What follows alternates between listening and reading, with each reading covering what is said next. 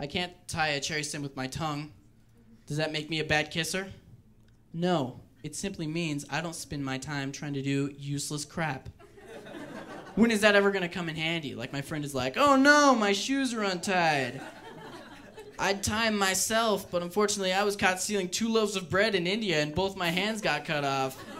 Joel, can you help me? Well, I would, but I got a baby in one hand and an X-Acto knife in the other. And he's like, well, what are we gonna do? And I'm like, don't worry, I've been practicing. This routine sucks, but we're gonna do one more. Let's say you want to dress up formally, but the handcuffs are restricting your arm movement. Well, it's a good thing I learned how to train my tongue to tie a half Windsor knot, isn't it?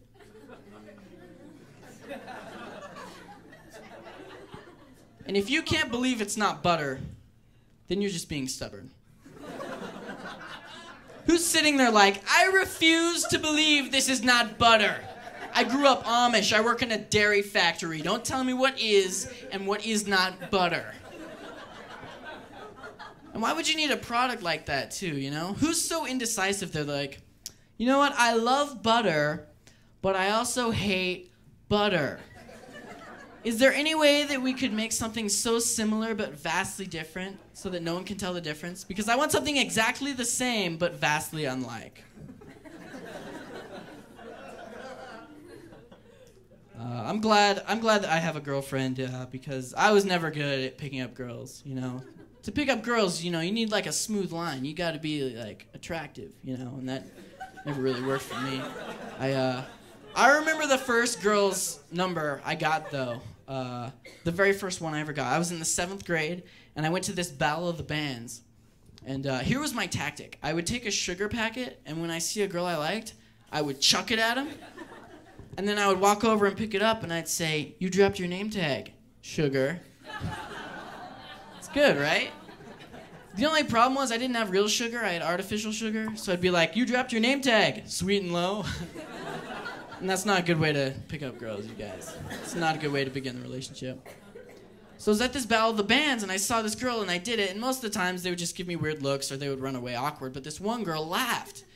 And like every guy on earth, I can't tell the difference between when a girl is laughing with me and at me. But in my mind, I was like, holy shepherd, this girl thinks I'm funny. So I was like, can I have your number? And she wrote down her number on a little gum wrapper. I took it, but I was a little surprised it worked, though, you know? Like, what do I say to her the next day on the phone? Like, I'm that guy who likes throwing around powdered stuff, you know, at you. I'm that guy, the attractive one. So I didn't know what to say, but I was like, all right, I'll just improv it. So I dialed the number, and a guy picked up. He said, hello, and I said, hi, is Kristen there, please? And he said, I think you got the wrong number. And I was like, oh, really? And he was like, well, what number were you trying to reach? And I was like, it's 867-5309. And he said, you mean 867-5309?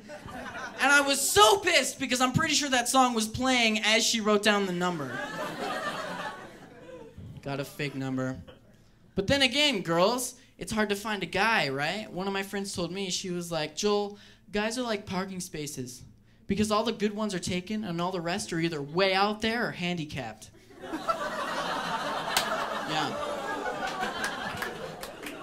So I was like, listen here, woman.